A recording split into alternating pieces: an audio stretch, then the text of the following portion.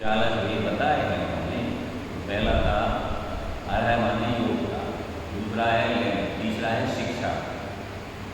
शिक्षा में ये स्वाध्याय का वर्णन। शिक्षा माने भगवान कपिलदेव द्वारा बनी जो आनंद है उसको तुम सुन करके पढ़ करके आत्मसात करो। यहाँ लिखा है, कोई लिखा है कि ताकि स्वाध्याय समान तब 3 काल में नहीं हुआ, नहीं होएगा और नहीं होता है। ऐसा उन्होंने इस गाथा में आचार्य जी ने कहा है। क्योंकि 12 प्रकार के तप होते हैं, 6 बहिरंग 6 अंतरंग। उसमें ये स्वाध्याय नाम का तप ये परम तप कहलाता है। स्वाध्याय परमो तप। उसी बात को उन्होंने गाथा में इसकी महिमा गाने के लिए 10वीं गाथा है, 110वीं गाथा है इसकी, उन्होंने कहा। आगे छठ मद संदो दोल सेहम अन्नाणीय सजासोगी तत्तो वो दरिया वो जुजिम दर्शनाण से। ये अज्ञानी के बेला तेला तथा 4 उपवास तथा 5 उपवास इत्यादि तप कर जो शुद्धता हो ताते बहुत ज्ञानी शुद्धता भोजन करता भी सम्य ज्ञानी ताके हो। यह ज्ञान की महिमा गाई है। उसकी पहली गाथा में ये कहा था कि कोटि वर्ष तप तपे ज्ञान में तरफ जाएंगे तो ज्ञानी के छिलमान में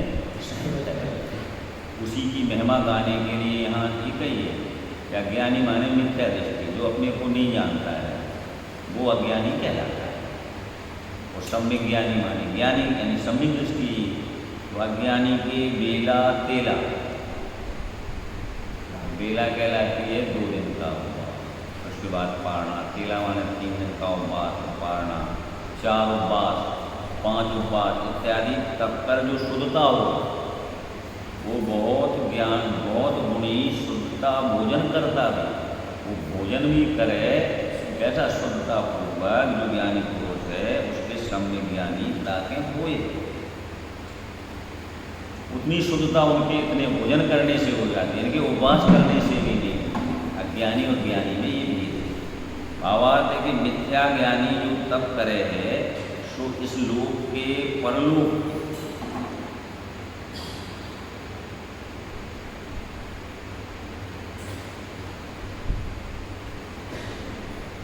भोग विषय चाहता है।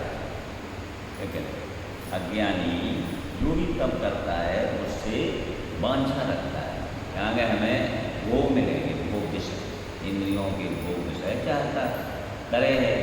व यश कीर्तन व लोभ व मिष्ट भोजन व प्रसिद्धता वास्ते करे।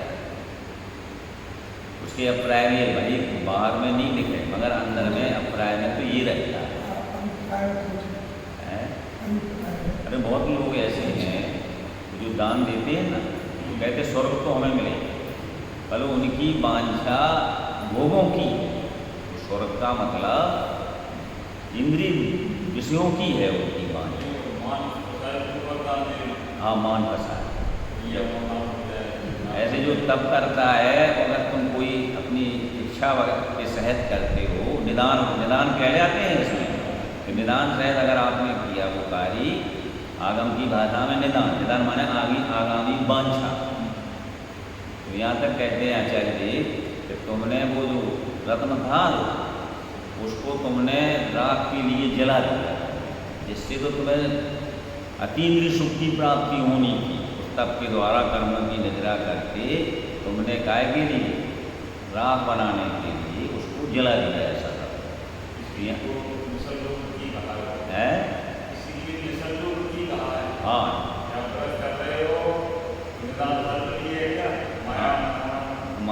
माया मिथ्याओं में नाम। तो ये वो सहज नहीं होना चाहिए, और ज्ञानी के उसी सहज होता है। यहाँ ये बतलाना चाह रहे हैं कि कीर्तन व लोभ व मिष्ट भोजन व प्रसिद्धता वास्ते करे ताते वांछा सहज जीव के नवीन कर्म का ही मन हो। तो ज्ञानी की होती है निर्वांछित, और सम्यक दृष्टि भोजन करता भी वांछा के अभाव ते मंद राग द्वेषते निर्जरा ही करे। राग द्वेष के अभाव ते नवीन कर्म मंद नहीं हुए। यह शुद्धता है और कर्म मंद करे वह अशुद्धता है। क्या कह रहे? कर्म मंद होता है उससे वो अशुद्धता कहलाती है। और जिससे कर्म मंद नहीं हो, राग द्वेष के अभाव पे नवीन कर्म मंद नहीं हो, यह शुद्धता है। आगे स्वाध्याय ते गुप्ति होना कहे। स्वाध्याय की महिमा क्योंकि तपों में 12 तपों में वो स्वाध्याय नाम का अभ्यंतर तप है। वो उसकी यहाँ महिमा कह रहे हैं कि स्वाध्याय के हैं गुप्ति होना कहे।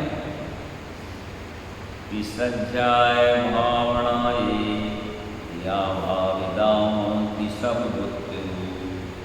गुप्ति हिम भाविदाही या मरने आराधो होती। कि स्वाध्याय भावना करके कर्म के आगमन के कारण ये मन वचन काय के व्यापार तिनका अभाव में 3 प्रकार की गुप्ति हो। गुप्ति क्या है? मन वचन काय की गुप्त होना, उसकी क्रिया नहीं होना, वो गुप्ति कहलाती है। मन वचन काय तो यहाँ चूंकि बनते ही है, कर्म कैसे बनते हैं? योग और कषाय। योग से क्या बनता है? स्थिति अनुभाव। हाँ, योग से प्रकृति और प्रदेश, और कषाय से स्थिति और अनुभाव, ये उसकी विधि।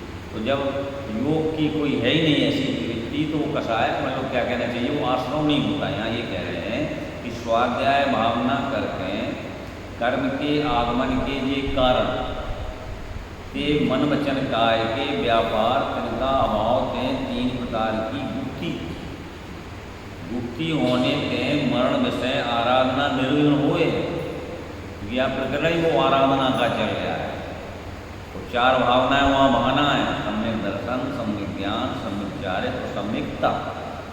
आराधना में है ना, ब्राह्मणी ने लिखा है। ताते स्वाध्याय ही आराधना का प्रधान कारण। यहाँ विशेष ऐसा है जो स्वाध्याय भावना में रत होए सो ही पर जीवन को उपदेश देने वाला होए। इसको ज्ञान ही नहीं है, क्या उपदेश देगा? यहाँ क्या कह रहा है कि जो स्वाध्याय भावना में रत होए सो ही पर जीवन को उपदेश देने वाला होए। अन्य को पर के उपकार में समर्थ नहीं। आगे पर को उपदेश दाता होने में कौन गुण प्रकट हुए सो कहे।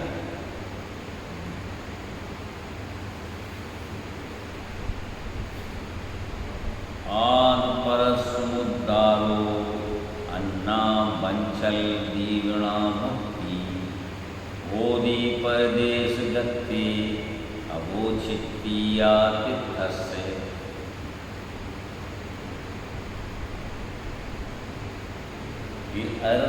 ये भक्तजन जिनको सत्यार्थ धर्म का उपदेश देने में आपका तथा अन्य श्रोता जन का संसार में भयभीत होए। क्या कह रहे? ये भक्तजन जिनको सत्यार्थ धर्म का उपदेश देने में आपका तथा अन्य श्रोता जनों का संसार में भयभीतता होए। जब तक ये स्वरूप नहीं जाएंगे संसार शरीर कैसे वृत्ता आए? तो उनका कैसा उपदेश देते हैं? वो सत्यार्थ धर्म का। परम धर्म में प्रवर्तन में संसार परमण का अभाव हुए। ताते आपका पर का उद्धार जिन वचन का उपदेश दें ही हुए।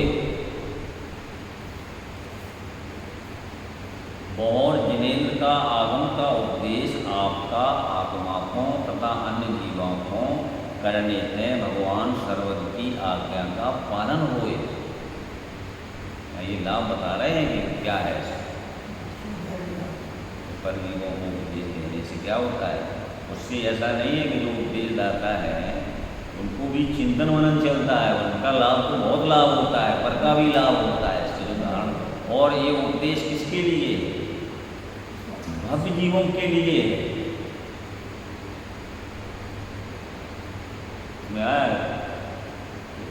भव्य और आन जो चाहो तुमो कल्याण, क्या है ना? किसकी है? हाँ हाँ, उसमें है सदा भगवान, उसमें है हाँ, वो समुच्चय पूजन है ना, वो देव सागर की, 20 तीर्थंकर की और अनंतानंद सिद्ध प्रदेश की। अब बहुत जगह उन्होंने उसको वो शब्द डाले, भक्त का मतलब है जिसमें उसकी पात्रता। हाँ, तो ये भव्य जन तिनको सत्यार धर्म का उपदेश देने थे आपका तथा अन्य श्रोता जनक का संसार में भय बीतता हुए परम धर्म में परिवर्तन थे संसार परवर्ण का अभाव हुए। भाई इस परम धर्म में कब परिवर्तन करेंगे? जब संसार शरीर भोगों का स्वरूप जानेंगे तो फिर वहाँ संसार से वैराग होगा उनको, और वैराग होने पर फिर उनकी धारा जो वहाँ संसार में थी वो यहाँ इस साइड में हो जाएगी, सच्चे सुख की। ताते आपका पर का उद्धार जिन वचन का उपदेश से ही हुए, और कोई चीज़ ऐसी नहीं है जिससे आपका और पर का उद्धार हो सके। और जिनेन्द्र का आगम उपदेश आपका आत्मा को तथा अन्य जीवों को करने से भगवान सर्वज्ञ की आज्ञा का पालन हुए। दूसरा नंबर आपका और पर का, और जिनेन्द्र भगवान की आज्ञा का पालन हुए, और जिनेन्द्र का धर्म में अति प्रीत होए जाके सो ही निर्वांछक अभिमान रह होगा धर्मोपदेश करे। ये गुण भी प्रकट हो जाते हैं। यदि चर्चा आएगी ना कि अगर दान देने में मान है हो गया इसमें, तो वो मान तुम्हारे लिए बड़ा दुखदायी है। ऐसे तप करने में अगर तुम्हें मान हो गया तो फिर तुम्हारे लिए वो संसार का कारण बनेगा। यहाँ वही बात कही है कि अब मगर जो जिनेन्द्र धर्म को जिसने धारण किया है, आत्मसात किया है और जिनेन्द्र का धर्म से प्रीत जाको, सो ही निर्वांछक अभिमान रहे, उसमें कोई तुम्हें आगामी वांछा नहीं, और अभिमान रहे तुगा धर्मोपदेश करे। ताते वात्सल गुण प्रकट हुए। वात्सल गुण में क्या होता है? धर्मी सोमो वत्स प्रीत, मालूम निस्वार्थ प्रीति। ऐसे जो उपदेश दाता है अगर वो उसके निर्वांछक और अवमान रहे अगर धर्मोपदेश करे तो उसके वात्सल गुण दूर हुए। और जाके जिनेन्द्र का धर्म का उपदेश देकर धर्म का प्रभाव प्रकट करने में उत्साह हो व आत्मगुण बढ़ाने की वांछा हो, ताकि प्रभावना नाम गुण हुए।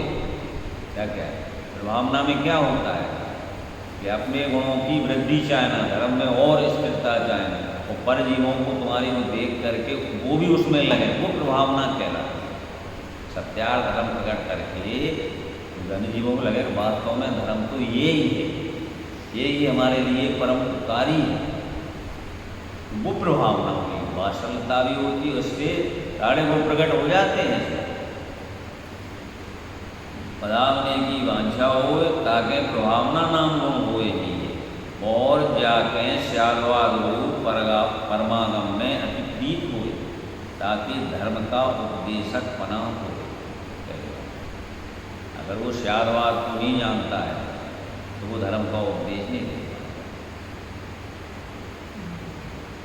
तो श्यागवाद विद्या ही एक ऐसी है अपने जैनागम में, श्यागवाद और अनेकांत, जिससे हर विवाद का हल हो सकता श्यागवाद के द्वारा, तो उसका वो वेदता होना चाहिए। और वास्तव में श्यागवाद विद्या जब तक नहीं आएगी अपने पास में, तब तक आप पढ़ नहीं सकते हो, उसकी अपेक्षा ही नहीं समझ पाओगे। वहाँ क्या है अपेक्षा? तो यहाँ जब ये चल रही है, बौर जाके स्यादवाद रूप परमागम में प्रीत हुए ताके धर्म का उपदेशक बना, क्योंकि है ही द्वादशांग वाणी है ना जी, ये स्यादवाद रूप है, स्यादवाद जाकी निशानी चिन्ह इसके, ताते भक्ति गुण प्रकट हो गए, ये भक्ति भी इसमें प्रकट हो जाए। और परमागम का सत्यार्थ उपदेश कर धर्म तीर्थ की अविच्छुति हुए, विच्छुति माने अभाव होना बीच बीच में, फिर हो जाएगा विच्छुति को फिर, और इससे उपदेश से क्या होता है अविच्छुति, मानो धारा प्रवाह चलती है, जरा भी उसमें गैप नहीं पड़ता है। और परमागम का सत्यार्थ उपदेश कर धर्म तीर्थ की अविच्छुति हुए, परपाटी नहीं टूटे है, हाँ, वो है तो वो धर्म वो चलता रहे, निरंतर चलती रहे वो था, साँची तो गंगा या बीत रहा ताकि अवदान से शुद्ध हुए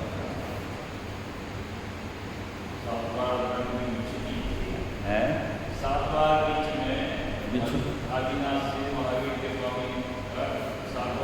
विच्छुति हुई धर्म और शांतिनाथ के बाद तो निरंतर चलती रही। हाँ, ऐसा नहीं है कि उनमें आधा काल बीत गया था, वो अब इतना लंबा समय था। तो यहाँ अपनी चर्चा ये चल रही है कि अगर ये सत्यार्थ उपदेश कर धर्म की अविच्छुति हुए, परपाटी नहीं टूटे है, जैसे अपने यहाँ स्वाध्याय की है ना, ये परपाटी नहीं टूटती है, बिल्कुल निरंतर चल रहे, चाहे 8 आदमी आए, चाहे 20 आए, चाहे 25 आए। सर्वजन धर्म का स्वरूप जानता रहे, वह बहुत काल पर्यंत धर्म का संतान बढ़ते हैं। संतान कहलाती है जिससे आगे की वो संतति माने वो आगे अपना चलता रहेगा। जब इसके जानने वाले होंगे तो चलेगा वो, भली बिरले हैं मगर उसकी वो टूटती नहीं है, धर्म की वृत्ति निरंतर चलती रहती है। ताते आपका और पर का उद्धार और भगवान की आज्ञा का पालना तथा वात्सल तथा प्रभावना तथा भक्ति तथा धर्म की अभिच्छुति, धर्मोपदेश के दाता पढ़ाते जान, आगम की आज्ञा प्रमाण धर्मोपदेश में परिवर्तन करना, यही परम कल्याण है। इतना है स्वाध्याय से लाभ, इतने गुण प्रकट हो जाते हैं।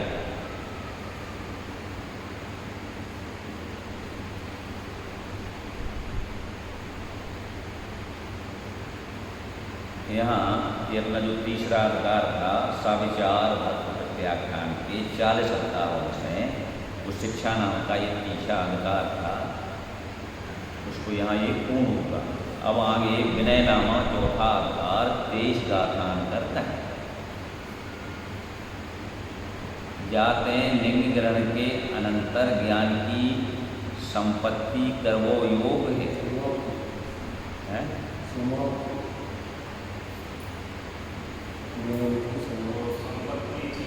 संपत्ति लिखा है। जाते लिंग ग्रहण के अनंतर ज्ञान की संपत्ति करवो योग है। ज्ञान की संपत्ति माने शिक्षा, हर ज्ञान संपदा विषय प्रवर्ता पुरुषों विनय आचरण करना योग। उसका सेंट आगे का मिल जाता है, जैसे आगे लिखा ये लिखा होगा कि ज्ञान संपदा विषय, संपत्ति होगी तुम्हारे पास तो उस संपदा से तुम व्यापार करोगे, हैं? हाँ, जिन गुण संपत्ति। और उसमें है देखो, अपन पढ़ते भी है कि ज्ञान धन मेरो हरो। अब जब आपने इधर उधर घूमे और फिर ज्ञान धन मेरो हरो, तब इष्ट भूलो भ्रष्ट होए अनिष्ट गति धर तो करो। धन घड़ी धन दिवस यो ही धन जन्म मेरो भयो, अब भाग मेरो उदय आयो दृष्टि जी को लग लगा। जब ये कब मालूम चलता है, जब भगवान सर्वज्ञ देव का तुम्हारा साक्षात्कार हो जाए, तब वो अपनी पूर्व की गलतियाँ अपने को भाषित होती हैं, वो ज्ञानी जनों ने वो लिख दी है वहाँ पर। ऐसे ये ज्ञान धन है, और धन तो सब लोग चुरा लेंगे, भाइयों में बट जाएगा, चोर चुरा लेंगे, मगर तुम्हारे पास अगर कोई ज्ञान धन है तो ना कोई बांट सकता है ना कुछ कर सकता है, तुम्हारे लिए हमेशा काम आए। ऐसा है वो ज्ञान धन। और ज्ञान संपदा विषय जो प्रवृत्ता है, प्रवृत्ता पुरुष को विनय आचरण करना योग है ना, कि विद्या ददाति विनियम। अगर आपके पास ज्ञान धन हो गया है, जो भले आदमी होते ना लोक में भी, तो उनके अंदर वो नम्रता आती है। ऐसा नहीं है कि उनके लिए फिर रास्ता छोटी पड़ जाए और वो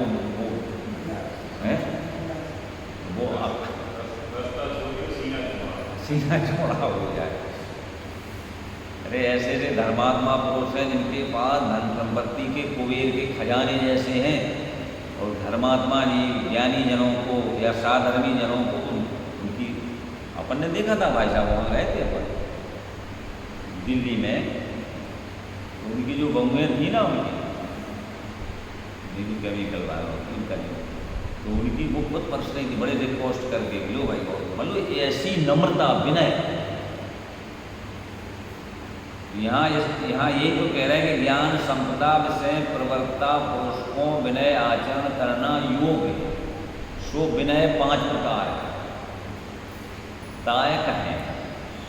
यहाँ अपना चौथा उसका चल रहा है अर्थात सविचार भक्त व्याख्यान मनो विनयोर्पुन पंचविहो निहितो नानंदं संचरिते तब विणरो याचोत्तो चर्मो वेरो विणरो। और विनय 5 प्रकार का, एक ज्ञान विनय, दूसरा दर्शन विनय, तीसरा चारित्र विनय, चौथा तप विनय, 5वां उपचार। ये विनय के 5 हैं। कौन कौन है वो तो अपन ज्ञान विनय, दर्शन विनय, चारित्र विनय, तप विनय और एक है उपचार विनय। आगे ज्ञान विनय के भेद कहें। काले विणे उदाणे बहुमाणी तहे निहवन्नी वंजन तदुर्भौ विनिर्नाणी अठविहो। की संध्या काल, सूर्य चंद्रादित्य का ग्रहण का,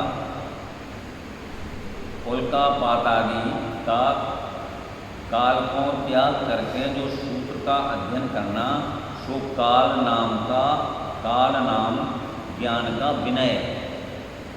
ये सम्यक जो अभी आगे रत्नात्रय आएगा, उसकी सम्यक ज्ञान की पूजा में ये सब लिखा है। क्या लिखा है? ये इसके विशेष समय होते हैं, जो सूत्र सिद्धांत के ग्रंथ होते हैं, ऐसे समय में नहीं पढ़ेगा। संध्या काल, संध्या काल माने जो संधि होती है उसको संध्या काल कहा जाता है। ऐसे संध्या काल, सूर्य चंद्र आदि का ग्रहण काल और उल्का पात आदि का काल को त्याग करके जो सूत्र का अध्ययन करना, सो काल नाम ज्ञान का विनय है। ज्ञान के प्रति विनय।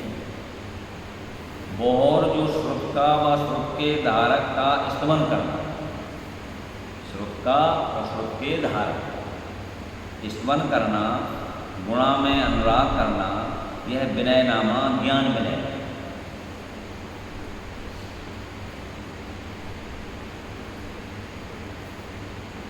और जितने काल यह सूत्र सिद्धांत शास्त्र श्रवण में व पढ़ने में समाप्त नहीं हुए, तितने या वस्तु में नहीं भक्षण करूँ व उपवास आदि करूँ या प्रकार संकल्प करना, प्रतिज्ञा करना, सो उदान नामा ज्ञान विनय। उसमें ख्याल रहता है, जैसे उनका है ना कि किसके बारे में कहते हैं, टोडरमल जी साहब के बारे में, कि जब वो सम्यक ज्ञान चंद्र का भी, वो किसकी टीका है, वो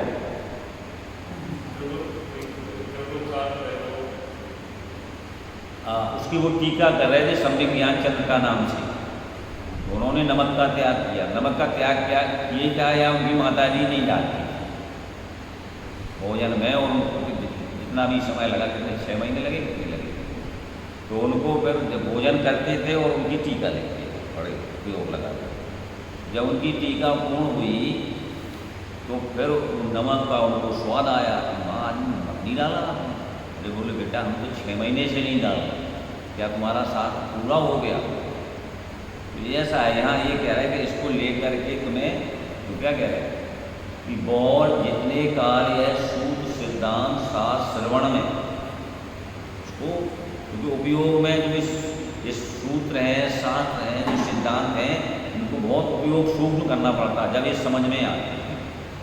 वह पढ़ने में समाप्त नहीं हो जब तक ये पूर्ण नहीं हो, कितने या वस्तु में नहीं भक्षण करो, उसकी मर्यादा कहते हैं, हम इंग्लिश का त्याग करो। व उपवास आदि करो, या प्रकार संकल्प करना, प्रतिज्ञा करना, उपधान नामा ज्ञान विनय, ज्ञान इसके भेद हैं, ये इसके ज्ञान विनय। और अंतरंग बहिरंग उज्ज्वल होए कर हस्त की अंजलि जोड़कर तथा विक्षेप रहे चित्त होकर आदर सहित अध्ययन करना, यह बहुमान नामा ज्ञान विनय। इतना क्या कहा कि अंतरंग और बहिरंग उज्ज्वल हो, अंतरंग उज्ज्वल होना चाहिए, और बहिरंग माने तुम्हारी अशुद्धि नहीं होना चाहिए, वस्त्र भी साफ हो, आप उसकी विनय है ही, शुद्ध वस्त्र पहन करके ये बहिरंग उज्ज्वलता है, अंतरंग में अपने उसके प्रति अपना उसके प्रति प्रीत होए कर हस्त की अंजलि जोड़कर, हाथ जोड़कर, बाप विक्षेप रहे चित्त होए कर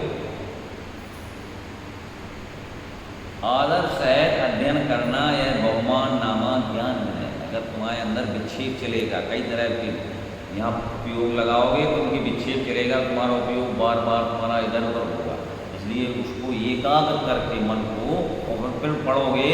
हम तो लौकिक में भी जो छात्र किसी की तैयारी करते हैं ना, तो पूरा एकाग्र हो करके पढ़ते हैं, और सारे अन्य लोगों से तो कट करके पढ़ते हैं, मान लो एकांत स्थान चाहिए, शोरगुल वगैरह नहीं होना चाहिए, विक्षोभ भी पैदा करते हैं ना, ये मन को बार बार में आकर्षित करेंगे, इसलिए ऐसा यहाँ वही बात कह रहे हैं कि अंतरंग बहिरंग उज्ज्वल होकर हस्त की अंजलि जोड़कर तथा विक्षेप रहित चित्त होकर आदर सहित अध्ययन करना, यह बहुमान नामा ज्ञान है। बौर भोग के निकट श्रुत का अध्ययन करके अन्य गुरु का नाम न लेना, आपका गुरु का नाम नहीं छपावना, सो अन्य वो नामा ज्ञान का विनय है। नाम गुरु न छपाई, उसमें आता ज्ञान के पूजन में। यहाँ ऐसा नहीं है जिस गुरु से अपन ने शिक्षा ली है उनका नाम छपा लेना या अन्य का नाम बता देना, ये तुम्हारा ये दोष है उसमें विनय में। क्या कह रहे हैं कि को के निकट श्रुत का अध्ययन करके अन्य गुरु का नाम न लेना, आपका गुरु का नाम नहीं छिपावना, अन्य गुरु का नाम नहीं लेना और अपने गुरु का नाम छिपावना नहीं, सो अन्य नामा ज्ञान का विनय। और शब्द की शुद्धता कर पढ़ना, शब्द का उच्चारण भी शुद्ध आना चाहिए, यह व्यंजन नामा ज्ञान का विनय। हाँ हो जाएगा तुम, हाँ शब्द की, अब क्योंकि क्या है अगर आप शब्द शुद्ध पढ़ोगे तो उसका अर्थ अगर तुम्हें भाषण नहीं हुआ तो तुम कहोगे कि कुछ तो वो तुम सुधार के पढ़ोगे। उसमें लिखा है उन्होंने छड़ला कहा था कि सुधी सुधार पढ़ो सब जो पावो भवो, ऐसा नहीं लिखा कि किसी से कह दे कि तुम सुधार लो। चित्र जैसा है ना वो, तो एक जगह चौराहे पे चित्र लगा दिया एक बना करके, उसमें बताओ कि इसमें गलती बताओ कितनी है, तो पूरे उसमें वही चिन्ह लगा दिए लोगों का। फिर दूसरा उन्होंने लगाया, क्या कहा इसमें जो अगर गलती हो उसको सुधार के बताओ, तो एक भी निशान नहीं लगा। तो इसलिए उनको लिखना पड़ा कि सुधी सुधार। सुधी माने जिनकी धी माने बुद्धि सीधी हो गई है, यानी सम्यक दृष्टि और सम्यक ज्ञानी हो। अगर तुम्हें उसमें कुछ हमें क्योंकि अपनी अल्पाग्रता प्रदर्शित करना है वहाँ पर, ये उनका विनय है उसके प्रति। ये मुद्दा है ना कि उसको नहीं कहा अभिमान आ जाएगा, मैंने लिखा है। तो ये यहाँ लिखा है कि बौर शब्द की शुद्धता कर पढ़ना। क्या कह रहे हैं? शब्द की शुद्धता कर पढ़ना यह व्यंजन नाम का ज्ञान का विनय है। बौर गुरु पार पाटी में निर्णय रूप सत्यार्थ अर्थ कहना। ऊपर पाटी से जो आगम ऊपर से जो उसकी अर्थ कहते आए हैं, उसको कहना उस गुरु पर पाटी से। निर्णय रूप सत्यार्थ अर्थ कहना यह अर्धनामा ज्ञान का विनय है। और शब्द शुद्ध पढ़ना, अर्थ शुद्ध कहना, सो उभय शुद्धि नामा ज्ञान का विनय। ऐसे ज्ञान के विषय विनय अष्ट प्रकार हो। आगे दर्शन का विनय है, कहलाता ज्ञान विनय। अब है दूसरे नंबर का दर्शन विनय, ज्ञान के लिए उगुणवादिया उवत्ता या तहया भक्त्यादि गुणा शंकादि वज्रणम बियानेरु सम्मत रणरोषो। कि जो पर का दोष ढांकना तथा अपनी प्रशंसा नहीं करनी। दर्शन विनय है कि पर का दोष ढांकना तथा अपनी प्रशंसा नहीं करनी है। उपगुण नाम का एक गुण है। और आत्मा को व पर को धर्म से निश्चल करना यह स्थितिकरण गुण है।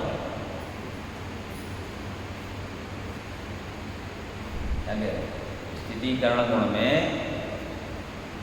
परखों व अपनी आत्मा को उसमें स्थित करना ये स्थितिकरण गुण है। और धर्मात्मा में व रत्नात्रय धर्म में प्रीति करना यह वात्सल गुण है। बहुत पूर्वे कहे ये अरहंतादिका में भक्ति तथा पूजा तथा अरहंतार्थम का उज्ज्वल गुण का यश का प्रकाशन यह वर्ण जनन गुण है। तथा अवर्णवा जो दुष्ट कर लगाया दोषता का विनाश करना तथा ब्राह्मणा का त्याग इत्यादि पूर्व कथित भक्त्यादि गुणकर जो प्रभावना करना तथा आप आगम पदार्थ से शंका का वर्जना तथा इहलोक परलोक संबंधी विषय में कांक्षा जो वांछाता का परित्याग करना तथा रोगी दुखी दरिद्री वृद्ध मलिन चेतन अचेतन पदार्थ में ग्लानि का त्याग करना तथा मिथ्या धर्मी की प्रशंसा नहीं करना। या प्रकार अष्ट अंगन को दृढ़ अंगीकार करना यह दर्शन का विनय है। सम्यक दर्शन के जो 8 गुण प्रकट होते हैं वो यही है। इसके विपरीत में उसके दोष होते हैं। आगे 4 गाथान कर 4 विनय को कहें।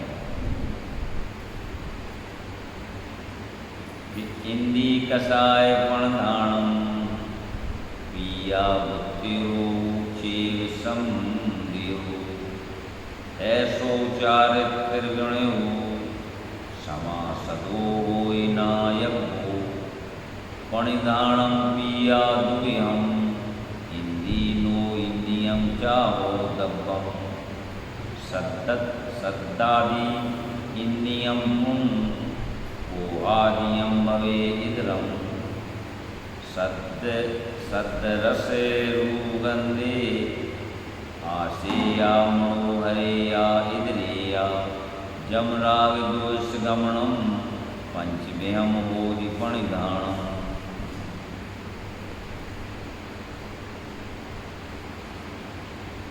नो इंदी पणिधाणम को माणो तहे मायाया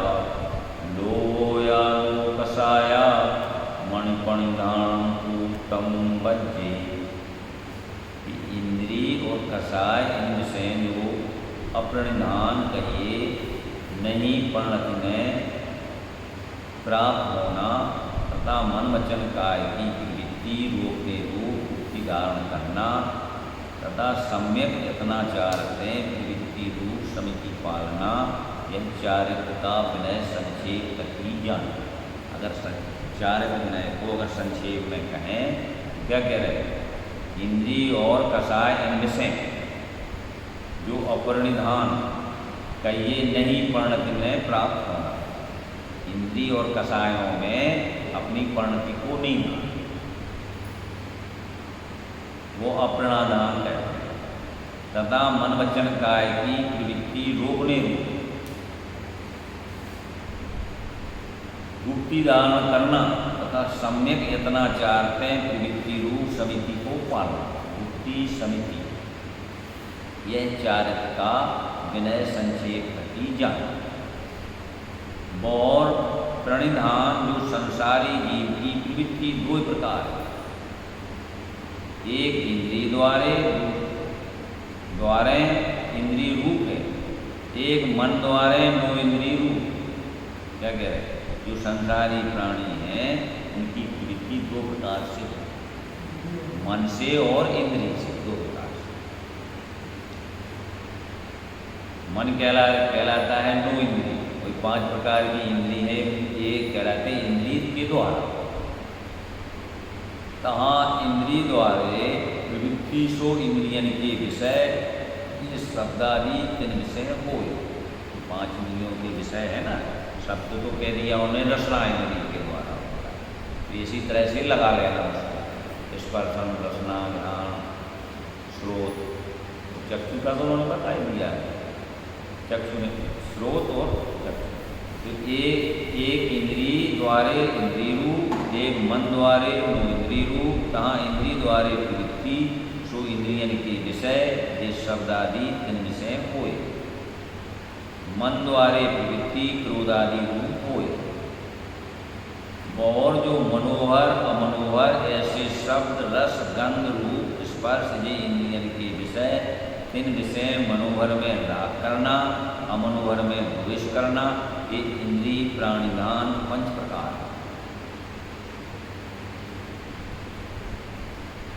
और क्रोध मान माया लोभ हास रति रति शोक भय जुगुप्सा स्त्री वेग पुरुष वेग नपुंसक वेग इन कषाय मुँह कषाय रूप मन का करना यह नो इंद्रिय प्राणिधान। या प्रकार ये इंद्रिय नो इंद्रिय प्राणिधान इनका वर्जन करना जीतना यह चारित्र विनय। इसको और विशेष स्पष्ट करते हैं कि विषयासो इंद्रियन का रोकना, कषायन्ते मन को रोकना, 2 प्रकार से। क्या विषयों से इंद्रिय को रोकना और कषायन से मन का रोकना, यह चारित्र का विनय परम कल्याण रूप है। आगे तपो विनय का निरूपण 2 गाथांतर है। आगे अपना विषय चलेगा, समय हो गया है। ओम नमः सिद्धे।